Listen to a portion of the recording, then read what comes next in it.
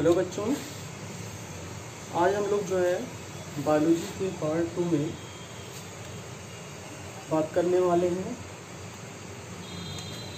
हम लोगों ने जो है चैप्टर स्टार्ट किया था।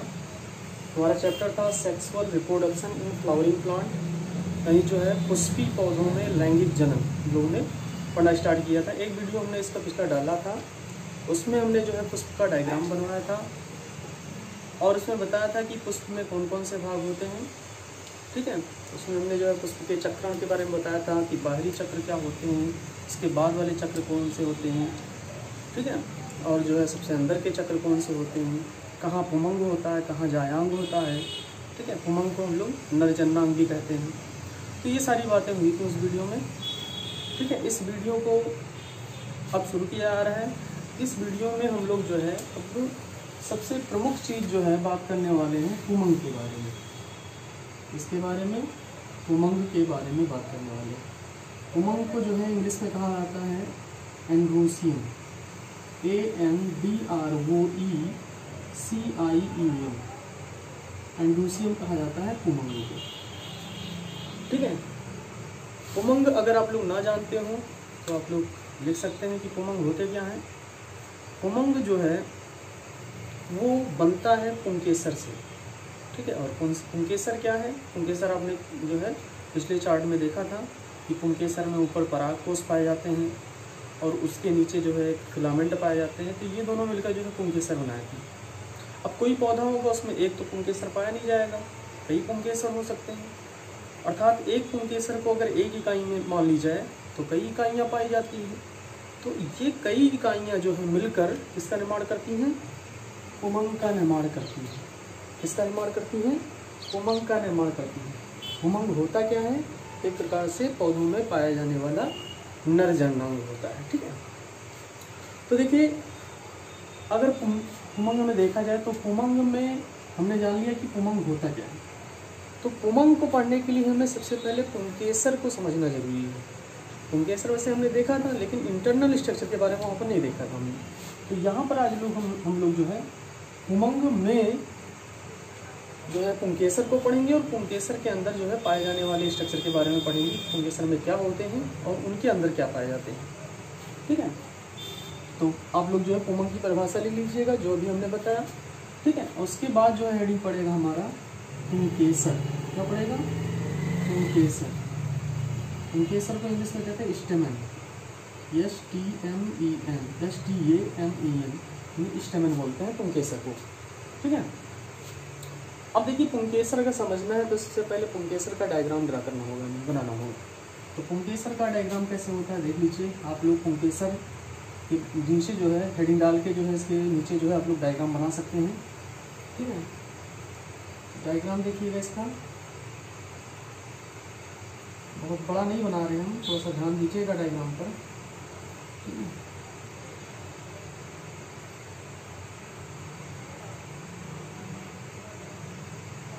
कुछ इस प्रकार से इसका डायग्राम होता है।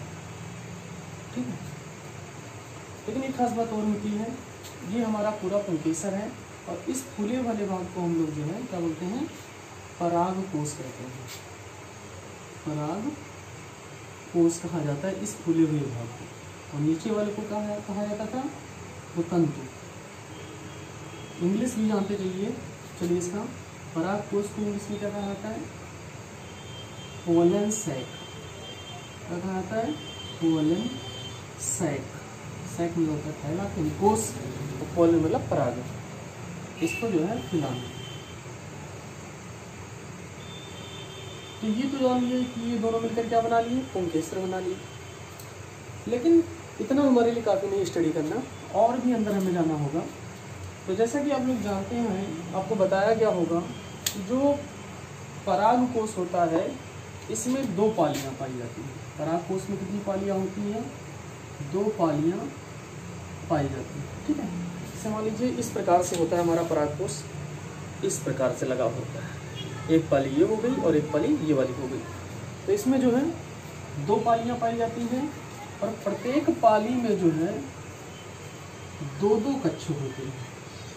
2 कक्ष होते हैं। एक पाली में कितने कक्ष होते हैं? 2 कक्ष होते हैं। ये कुल मिला के जो है एक परागकोश में कितने कक्ष होते हैं? 4, और पालियाँ कितनी होती हैं? 2। ठीक है, ये चीज़ ध्यान रखिएगा। ज़्यादातर परागकोशों में यही चीज़ें पाई जाती हैं।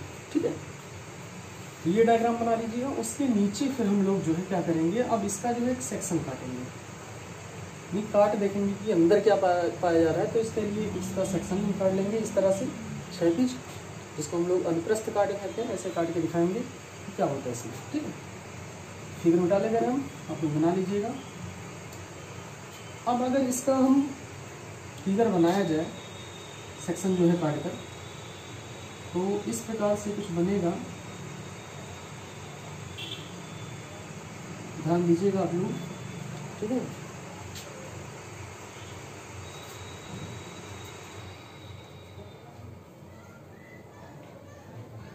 इस प्रकार से कुछ बनेगा इसका फिगर।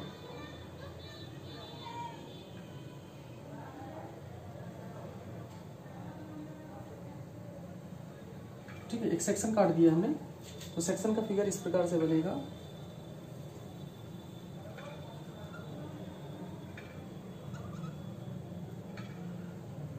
आप लोग बहुत ही ध्यान से जो फिगर को देखेंगे कि किस प्रकार से हम ड्रा कर रहे हैं, उसी प्रकार से आप लोगों को जो है ड्रा करना है। ठीक है, फिगर को अगर थोड़ा भी दिक्कत करेंगे, गलती करेंगे तो फिगर फिर नहीं बनने वाला है। ठीक है, और बायोलॉजी में भाई फिगर बहुत ही ज़रूरी होता है। अगर नंबर उठाना है आपको, ठीक है, तो फिगर बहुत इंपॉर्टेंट है। फिगर बनाना आपको आना चाहिए। अगर नहीं उठाना है भाई तो आपकी जैसे मर्जी। ठीक है, इसी तरह से पास ही होना है, तो जैसा आप लोग चाहें। ठीक है, तो इस तरह से कुछ फिगर हुआ इसका। परागकोश का हमने सेक्शन काटा तो कुछ इस प्रकार से वो दिखाई देगा, ये चीज। ठीक है, फिगर हमसे भी आज कम बन रहा है, पता नहीं क्यों। चलो ठीक है, तो हमने एक सेक्शन काट दिया। अब इसमें नीचे की ओर तो जो हमने ऊपर को केवल काटा है, तो इसलिए ऊपर का जो है अलग हो गया भाग। नीचे वाला दिखाई दे रहा है, एक पाली ये, एक पाली ये, एक चैम्बर ये, एक चैम्बर ये, एक पाली में 2 चैम्बर, और एक पाली ये वाली हो गई, ये इतनी एक पाली हो गई, और एक पाली ये हो गई। और एक पाली में कितने चैम्बर? 2 चैम्बर, एक ये और एक ये। इसी तरह से इस पाली में अगर देखा जाए, ये पाली एक पाली है, इस पाली में कितने चैम्बर? 2। ये ऊपर वाला भाग है, यानी जैसे काटा गया तो ये आधा हो गया, आधा ये हो गया, ऊपर वाला भाग है।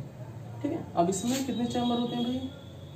2 चैम्बर पाए जाते हैं। प्रत्येक पाली में 2 चैम्बर होते हैं, एक ये वाला, एक ये वाला। ठीक है, कोई छोटा बड़ा नहीं रहेगा, ऐसा कुछ नहीं होता। ये 2 चैम्बर हमने बना लिया। ठीक है, इस तरह से 2 चैम्बर बन गए। प्रत्येक चैम्बर को, यानी प्रत्येक कक्ष को बोलते हैं लघु बीजाणुधानी। लघु बीजाणुधानी, लघु बीजाणुधानी, और इंग्लिश में कहते हैं इसको माइक्रोस्पोरेंजियम। क्या बोलते हैं इसको? माइक्रोस्पोरेंजियम। इंग्लिश भी लिखते रहिएगा, माइक्रोस्पोरेंजियम। इतना बढ़िया बढ़िया नाम है, माइक्रोस्पोरेंजियम। ठीक है, समझ में? ये क्या है? कोई दूसरा नहीं है, ये पुंकेसर ही है। ठीक है, हमने सेक्शन काट दिया है, इसके अंदर की चीजें दिखाई दें। तो लघु बीजाणुधानी, इसको माइक्रोस्पोरेंजियम। अब लघु बीजाणुधानी में बहुत सारे छोटे छोटे जो है लघु बीजाणु पाए जाएंगे। ठीक है, असंख्य होते हैं, इनकी कोई संख्या निश्चित नहीं होती है। इसके अंदर क्या पाए जाएंगे भाई? लघु बीजाणु, लघु बीजाणु। ठीक है, लघु बीजाणु, या इसको हम लोग जो है एक और नाम देते हैं, पराग कण भी कहते हैं। पराग कण भी कहते हैं, ध्यान रखिएगा सभी नाम। या एक और नाम होता है इसको। ठीक है, पराग कण को एक और नाम देते हैं, नर युग्मोद्भिद का भी नाम देते हैं। क्या नाम देते हैं? नर युग्मोद्भिद का। आज सारे कलम नहीं चल रहे हैं, नर युग्मोद्भिद का, युग्मोद्भिद का नाम देते हैं। अगर दिखाई नहीं दे रहा है तो सुनाई तो दे रहा है, आप लोग ध्यान से समझ लीजिएगा। ठीक है, नर युग्मोद्भिदी का नाम देते हैं। ठीक है, इंग्लिश अगर जानना चाहें तो लघु बीजाणु को इंग्लिश में क्या कहते हैं, माइक्रोस्पोर। परागकण को क्या कहते हैं अंग्रेजी में, पॉलन ग्रेन। नर युग्मोद्भिदी को क्या कहते हैं, मेल गैमेटोफाइट। ठीक है, स्पेलिंग वगैरह जो है अच्छा 12 में पहुंच गए आप लोग जानते होंगे। ठीक है, तो ये संरचनाएं जो हैं पाई जाती हैं एक पुंकेसर का अगर जो है अनुप्रस्थ काटा जाए। ठीक है, तो ये सारी चीजें दिखाई दी जाती हैं। अब जो नर युग्मोद्भिदी होता है यानी जो परागकण होता है वही सबसे प्रमुख नर इकाई होता है। ठीक है, वैसे नर तो बहुत सारे हैं। ठीक है, लेकिन सबसे प्रमुख यानी जिससे जो है जनन के प्रोसेस आगे होंगे, जैसे मानव के केस में देख लिया जाए तो नर भाग तो आप लोग जानते ही कौन कौन से हैं मानव के केस में, लेकिन जो सबसे मुख्य इकाई होती है वो होता है स्पर्म। ठीक है, क्या होता है, स्पर्म। उसी प्रकार से नर भाग तो पूरा है लेकिन सबसे प्रमुख क्या होता है, इसका परागकण होता है। ठीक है, तो आगे हम लोग जो है स्टडी करने वाले हैं परागकण के बारे में कि परागकण होता क्या है। तो ये डायग्राम जो है बढ़िया से बना लीजिएगा। ठीक है, अब हम लोग बात करने वाले हैं कि परागकण होता क्या है और परागकण का निर्माण कैसे होता है। तो पहले निर्माण पढ़ लिया जाए परागकण का कि कैसे परागकण का निर्माण होता है, यानी लघु बीजाणु का निर्माण कैसे होता है, उसके बाद उसकी संरचना पढ़ लेंगे। ठीक है, तो चलिए इतना करने के बाद जो है अगला हेडिंग आप लोगों का पड़ेगा लघु बीजाणु जनन। क्या पड़ेगा, लघु बीजाणु जनन। लघु बीजाणु जनन। ठीक है, या हम कह सकते हैं परागकण का निर्माण, लेकिन क्वेश्चन ऐसे करके नहीं आता है, लघु बीजाणु जनन करके आता है। ठीक है, लघु बीजाणु जनन मतलब होता है लघु बीजाणु के निर्माण की प्रक्रिया। ठीक है, इंग्लिश में कहा जाता है इसको माइक्रोस्पोरोजेनेसिस। माइक्रोस्पोरोजेनेसिस मतलब लघु बीजाणु जनन। ठीक, अब चलिए इसकी परिभाषा थोड़ा सा देख लेते हैं कि लघु बीजाणु जनन कहते हैं जिसको। ये इंपॉर्टेंट टॉपिक है, ये सब पूछा जाता है आपके बोर्ड एग्जाम में, अपन साल उठा के जो है देख लीजिएगा। जैसे क्वेश्चन आते हैं 2-2 नंबर में कि लघु बीजाणु जनन से आप क्या समझते हैं और पौधों में लघु बीजाणु जनन की प्रक्रिया को समझाइए कि कैसे होता है। ठीक है, सचित्र समझाना होता है हमें। तो लघु बीजाणु जनन सबसे पहले जान ले वो है क्या चीज़। तो लघु बीजाणु जनन मतलब लघु बीजाणुओं के निर्माण की प्रक्रिया को लघु बीजाणु जनन कहते हैं। ये तो बहुत ही छोटी सी परिभाषा हो गई, लेकिन अगर थोड़ा सा बढ़िया से परिभाषा अगर लिखा जाए तो हम लिख सकते हैं लघु बीजाणु जनन होता किसमें है भाई, लघु बीजाणु धानी में तो लघु बीजाणु पाए जाते हैं तो उसी में तो होता होगा। यानी हम कह सकते हैं पराग कोश के लघु बीजाणु धानी में लघु बीजाणु अथवा परागकण के निर्माण की प्रक्रिया को लघु बीजाणु जनन कहते हैं। ठीक, एक बार फिर से सुन लीजिए, पराग कोश के लघु बीजाणु धानी में, समझ रहे हैं ना, पराग कोश के लघु बीजाणु धानी में लघु बीजाणु अथवा परागकण के निर्माण की प्रक्रिया को क्या बोलते हैं, लघु बीजाणु जनन कहते हैं। ठीक है, अब देखिए लघु बीजाणुओं का निर्माण परागकोश में होता कैसे है, तो इसके लिए नीचे देखिएगा जो परागकोश होता है उसमें एक जो है क्या नाम है सेल पाई जाती है जिसको हम लोग बोलते हैं अधोस्तरीय कोशिका। क्या बोलते हैं भाई, सर्वप्रथम जब परागकोश का निर्माण हो रहा होता है, परागकोश में जो है क्या नाम है परागकण का निर्माण हो रहा होता है, सबसे पहली बुनियादी चीज होती है अधोस्तरीय कोशिका। ठीक है, ये कोशिका जो है पाई जाती है, इसमें परागकोश में। ठीक, अभी परागकोश में जो है किसका निर्माण नहीं हुआ है, लघु बीजाणु। तो क्या पाई जाती है, लघु बीजाणु अधोस्तरीय कोशिका। अब ये अधोस्तरीय कोशिका, ये जो है आप लोग चार्ट में बना लीजिएगा तभी आपको क्लियर होगा। अधोस्तरीय कोशिका जो है निर्माण करती है परपशु कोशिका। किसका निर्माण करती है, परपशु कोशिका। परपशु कोशिका। ठीक है, प्राइमोर्डियल सेल कहते हैं इसको, प्राइमोर्डियल सेल, मोर्डियल सेल, परपशु कोशिका। ठीक है, इसको कहते हैं hypodermal cell, hypodermal dermal cell. अब देखिए जो परपसु कोशिका है वो समसूत्री विभाजन करती है। आगे और आएंगे हम, ठीक है। क्या करती है भाई? समसूत्री विभाजन। समसूत्री विभाजन तो आपको पता ही होगा थोड़ा बहुत।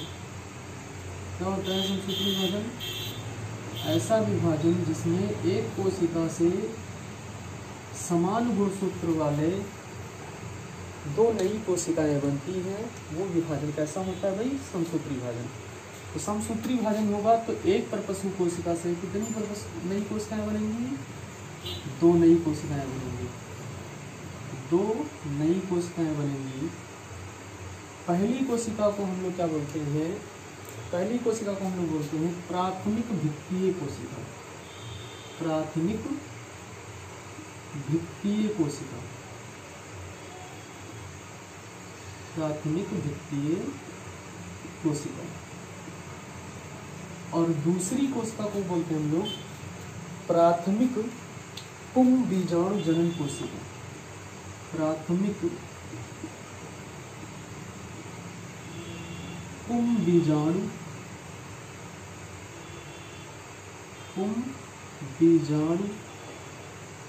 एक ही में रहेगा पुंबीजाणु जनन, एक ही में रहेगा पुंबीजाणु जनन कोशिका। तो ये दो कोशिकाएं बनती हैं।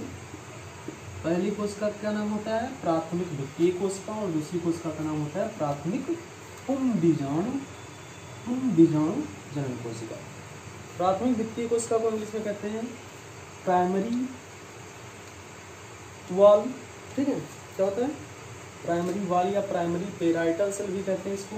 Parietal, PARIETAL, primary parietal cell कहते हैं। और दूसरे को क्या बोलते हैं? Primary sporogenous cell. Primary sporogenous cell कहते हैं, ठीक है। तो इस प्रकार से विभाजन हुआ है। आगे देखिएगा, जो प्राथमिक भित्तीय कोशिका है, ये वाली कोशिका पुनः विभाजन द्वारा जो है 3 लेयर्स का निर्माण करती है। ये प्राथमिक भित्तीय कोशिका जो है कितने लेयर का निर्माण करती है? 3 लेयर का निर्माण करती है। सबसे बाह्य लेयर एक होता है, बाहरी परत होता है, और एक परत होता है मध्य परत। मध्य परत जो होता है 1 से 3 स्तर का बना होता है, 1 से 3 लाइनों का बना होता है, ठीक है। देख लीजिएगा प्लेगर में 1 से 3 स्तर का। और सबसे नीचे जो है परत पाई जाती है, जिसका बहुत ही इंपॉर्टेंट नेम है, इसके कार्य कभी कभी पूछ लिए जाते हैं, टेपिटम। क्या कहा जाता है? टेपिटम। अब इसका हम कार्य बता देंगे आपको क्या होता है, ठीक है। अभी वीडियो में आगे बताएंगे हम लोग इसका कार्य क्या होता है, जब इसकी संरचना बनाएंगे, ठीक है। तो इतनी बात होगी। अब उसके बाद जो प्राथमिक पुंबीजाणु कोशिका है, ये भी डिवीजन करती है, ये भी विभाजन करती है, ठीक है। इस प्रकार से विभाजन करती है ये समसूत्री विभाजन करती है। पहले तो करेगी किस तरह से? समसूत्री विभाजन। फिर वही बात, समसूत्री विभाजन में एक सेल से कितने सेल बनेंगे? 2 सेल बनेंगे। जो पहला सेल होता है यानी पहली कोशिका होती है, ठीक है, 2 सेल बनते हैं। किसके 2 सेल बनेंगे? ठीक है, समसूत्री विभाजन में 2 सेल बनेंगे। किसके? माइक्रोस्पोर मदर सेल, यानी इसको हम लोग बोलते हैं लघु बीजाणु मात्र कोशिका। लघु बीजाणु मात्र कोशिका। मात्र कोशिका, मात्र मतलब वही होता है माता पिता, ठीक है, यानी पैदा करने वाला। लघु बीजाणु मात्र कोशिका नहीं, लघु बीजाणु को पैदा करने वाला। जाहिर सी बात है, यही पैदा कर देगा इसको। कैसे पैदा करता है भाई? अर्धसूत्री विभाजन द्वारा पैदा करता है। अर्धसूत्री विभाजन द्वारा, ठीक है। अर्धसूत्री विभाजन होगा यहाँ पर। अर्धसूत्री विभाजन द्वारा जो है 4, यानी एक सेल से हम बात कर रहे हैं। समसूत्री विभाजन होता इसका तो 2 ये बना था, ठीक है। 2 का होगा तो 4 1 से बनेंगे, तो 4 1 से बनेंगे, यानी कुल मिला के 8 बनेगा, ठीक है। तो 4 जो है लघु बीजाणु बनते हैं, लघु बीजाणु बनते हैं, ठीक है। तो इस प्रकार से 4 लघु बीजाणुओं का निर्माण हो गया। और हमें पढ़ना क्या था? लघु बीजाणु का जन्म। तो यहाँ पर जो है लघु बीजाणु का निर्माण हो चुका है, यानी 4 लघु बीजाणु, यानी जो है जिसको हम लोग क्या बोलते हैं, परागकण, यानी उसका निर्माण हो चुका है, या नलिगमोद्गदी कहिए, उसका निर्माण हो चुका है। तो इतनी बातें जो अपने दिमाग में रखिएगा, बहुत जरूरी चीजें हैं। इतना चीज अगर समझ में आ गया है आपको, ठीक है, तो फिगर बनाने में कोई दिक्कत नहीं होगी। हमने फिगर का जान लीजिए एक चार्ट बना दिया है। सबसे पहले क्या लेंगे हम लोग, एक अधोस्तरीय कोशिका लेंगे, वो जो है क्या बनाएगी, परपसु कोशिका बनाएगी। परपसु कोशिका का जो है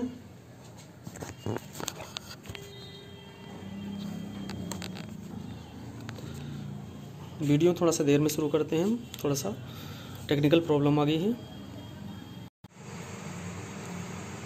हाँ तो भाई थोड़ा सा दिक्कत आ गई थी वीडियो बनाते समय। मोबाइल जो है, मोबाइल से हम जो है वीडियो को बना रहे हैं, तो मोबाइल थोड़ा सा जो है डिस्टर्ब हो गया था, इसलिए जो है वीडियो बढ़ गया था। तो जो हम बता रहे थे उसमें आगे बताते हैं हम कि जो है इसमें देखिए, सबसे पहले जो है परागकोश में एक कोशिका पाई जाती है, इसका नाम होता है अधोस्तरीय कोशिका। अधोस्तरीय कोशिका बनाती है परपसु कोशिका। परपसु कोशिका जो है समसूत्री विभाजन द्वारा दो नई कोशिकाएं बनाती है, प्राथमिक भित्तीय कोशिका और प्राथमिक पुंजौड़ जनन कोशिका। प्राथमिक भित्तीय कोशिका जो है 3 लेयर बनाती है, बाहरी परत, मध्य परत और टेप्टम। उसके बाद समसूत्री विभाजन द्वारा पुंजौड़ जनन कोशिका जो होती है लघु बीजाणु मात्र कोशिका बनाती है। एक पुंजौड़ जनन कोशिका जो है 2 लघु बीजाणु मात्र कोशिका बनाएगी। समसूत्री विभाजन हो रहा है, ठीक है, और समसूत्री विभाजन द्वारा जो है प्रत्येक लघु बीजाणु 4 लघु बीजाणु मात्र कोशिका, प्रत्येक लघु बीजाणु मात्र कोशिका 4 लघु बीजाणुओं का निर्माण कर लेती है। तो ये जो है चार्ट आप लोग दिमाग में रखिएगा। अब इसी चार्ट के तो हम जो है डायग्राम बहुत ही आसानी से बना लेंगे, ठीक है। चलिए देखिए डायग्राम कैसे बनता है इसका। कुछ नहीं है डायग्राम में इसके,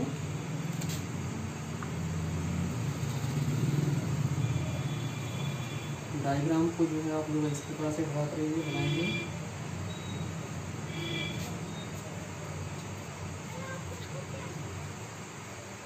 अब देखिए हम लोग अधोस्तरीय कोशिका से नहीं शुरू करेंगे, क्योंकि अधोस्तरीय कोशिका पहले बना होगा और उससे जो है क्या बना होगा, परपसु कोशिका बनी होगी। और परपसु कोशिका जो है समसूत्री विभाजन किया होगा, तो 2 नए कोशिकाएं बना होगा। एक जो है कोशिका को क्या बोले थे हम लोग, प्राथमिक भित्तीय कोशिका, और दूसरे को हम बोले थे क्या, प्राथमिक पुंजौड़ जनन कोशिका। अब जो प्राथमिक भित्तीय कोशिका होती है उसमें 3 लेयर होती है। अब वहाँ से शुरुआत करेंगे। तो प्राथमिक भित्तीय कोशिका में 3 लेयर होती है। पहली लेयर हम बना रहे हैं, पहला परत बना रहे हैं, ये पहला परत है, और इस पहले परत का नाम क्या होता है, बाह्य परत। क्या होता है, बाह्य परत, ठीक है। आप लोग देखते रहिए किस प्रकार से बना रहे हैं, उसी प्रकार से आप लोग अपनी कॉपी में बना लीजिएगा, ठीक है। ये तो कौन सा लेयर हो गया, आउटर लेयर यानी बाह्य परत, ठीक है। इसी फिगर का जो है नामकरण आप लोग इंग्लिश में तैयार करिए, ज़्यादा बेटा है, नंबर अच्छे मिलते हैं, ठीक है। आउटर लेयर यानी बाह्य परत। उसके बाद जो मध्य परत हमारी होती है 2 से 3 लेयर की होती है, ठीक है। तो उसको भी 2-3 लेयर की बना दीजिए मध्य परत, ठीक है। और उसको समझे रहिएगा कि 2 से 3 लेयर की होती है। 2 भी बना सकते हैं, 3 भी बना सकते हैं, ठीक है। ऐसे कोई बात नहीं कि इसमें कुछ दिक्कत होने वाली है, ठीक है। तो हमने कितना लेयर बनाया अभी, एक मध्य वाला एक बनाया, बाह्य वाला तो हमने बना लिया है, मध्य वाला एक बनाया। दूसरा लेयर बना दे रहे हैं मध्य का, दूसरा लेयर भी बना रहे हैं हम, ठीक है। इसी प्रकार से आप लोग बनाइएगा, ठीक है। बाहरी लेयर को जो है थोड़ा सा डार्क पेन से बनाइएगा, इसको थोड़ा सा जो मध्य वाली लेयर है उसको थोड़ा सा लाइट पेन से, पेन नहीं पेंसिल से, ठीक है, बनाइएगा, ताकि जो है सुंदर लगे और स्पष्ट दिखे कि हाँ ये बाहरी लेयर है, ये वाली क्या है बाहरी लेयर, और ये दोनों मध्य लेयर। अभी दोनों क्या एक और बना देंगे इसमें, ठीक है।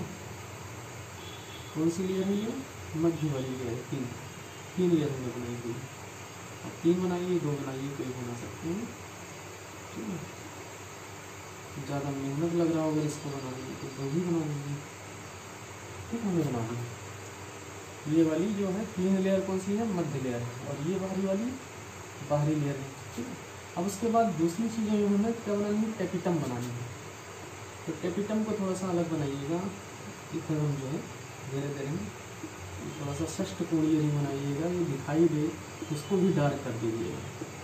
डार्क ऊपर वाला करेंगे, ऊपरी लेयर बाहर लेयर, तो इसको थोड़ा सा हल्का पेंसिल से बनाइएगा और इसको भी डार्क से कर दीजिएगा ताकि आसानी से हमें क्लियर हो जाए कि कौन सी लेयर कौन है।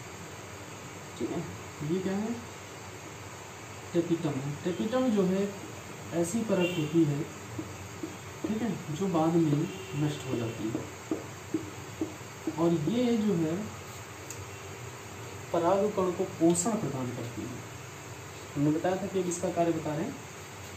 तो टेपिटम जो है एक प्राथमिक द्वितीय कोशिका में पाए जाने वाली परत होती है, ठीक है, अंतर्गत आने वाली परत होती है, जो है लघु बीजाणुओं के लिए पोषण का कार्य करती है या परागकण के लिए पोषण का कार्य करती है। ठीक है, ये बात हो गई, ये टेपिटम हो गई। ये लेयर कौन सा होगा, टेपिटम। ठीक है, टेपिटम, टेपिटम इंग्लिश में भी कहते हैं और हिंदी में भी कहते हैं। ये तीनों लेयर कौन सी हुई, यहाँ से लेकर यहाँ तक की जो तीनों लेयर हैं वो कौन सी है, मिडिल लेयर है, मध्य पर। मिडिल लेयर में कितनी लेयर है, मिडिल मध्य स्तर में कितनी लेयर है, 3 लेयर है। ठीक है, बाहरी में एक और टेपिटम में एक हो गया। थोड़ा सा बड़ा बना दीजिए इसको, आसानी से दिखाई दे। अब उसके बाद जो है प्राथमिक द्वितीय कोशिका वाली तो बात हो गई। अब उसके बाद जो है हमारा जो प्राथमिक पुंग बीजाणु जन्म कोशिका थी, उससे आगे आएंगे।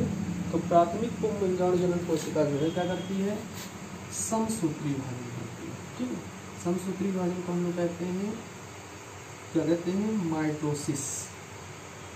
यहाँ पर लिख दीजिएगा, माइटोसिस डिवीजन करती है और 2 कोशिकाएं बनाती हैं। ठीक है, दोनों को हम लोग क्या बोलते हैं, माइक्रोस्पोर मदर सेल। ठीक है, अब प्रत्येक माइक्रोस्कोप मदर सेल जो है 4 नई कोशिका बनाएगी, क्योंकि इसका क्या होता है, समसूत्री विभाजन होता है, सॉरी अर्धसूत्री विभाजन होता है, इसका होता है अर्धसूत्री विभाजन।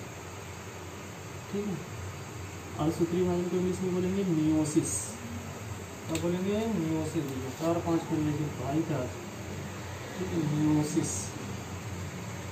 ठीक है, मियोसिस होगा तो 4 बनेंगे। ठीक है, 4 कोशिका एक से, इसी तरह से दूसरे से भी 4 बनेंगे। ठीक है, बना लीजिएगा आप लोग। ठीक है, ये चारों क्या है, यही है माइक्रोस्पोर। यही क्या है, माइक्रोस्पोर जो है पूरे इसमें फैले रहते हैं, ये लघु बीजाणु। ठीक है, तो इस प्रकार से आपने देखा कि जो है किस प्रकार से परागकोश के लघु बीजाणुधानी में पराग कणों का निर्माण हो रहा है, यानी लघु बीजाणु का निर्माण होता है। ठीक है, अगर इस वीडियो में आप लोगों को कोई चीज़ ना समझ में आई होगी, फिगर में कुछ ना समझ में आया होगा, तो जो है हमें बताइएगा। अगली वीडियो में जो हम लोग बात करेंगे, परागकण का निर्माण हो ही चुका है, अब हम लोग परागकण की संरचना के बारे में बात करेंगे और उसके बाद जो हम लोग परागकण का विकास यानी नर युग्मोद्भिदी के विकास के बारे में बात करेंगे, क्योंकि जो है विकास का होना बहुत जरूरी है, तभी वो जो है जनन कर पाएगा। ठीक है, जाकर वो जायांग पर जाएगा और फिर जो है वहाँ पर फर्टिलाइजेशन कर पाएगा, निषेचन कर पाएगा और फिर जनन कर पाएगा। ठीक है, तो आगे हम लोग जो है अगले वीडियो में जो है हम लोग पढ़ने वाले हैं लघु बीजाणु यानी परागकण का जो है की संरचना, कि परागकण होता कैसे है, परागकण बन ही गया, उसकी संरचना पढ़ेंगे और उसके बाद जो है उसका हम लोग जो है विकास पढ़ेंगे, यानी नर युग्मोद्भिदी का विकास भी कह सकते हैं, वो पढ़ने वाले हैं। ठीक है, अगर कोई चीज़ आप लोगों को ना समझ में आई हो तो जो है आप कमेंट सेक्शन में जाकर जो है बताइएगा कि क्या क्या प्रॉब्लम है हमें, और यदि जो है वीडियो आप लोगों को अच्छी लगी हो, ठीक है, तो लाइक ज़रूर कर दीजिए। ठीक है, धन्यवाद।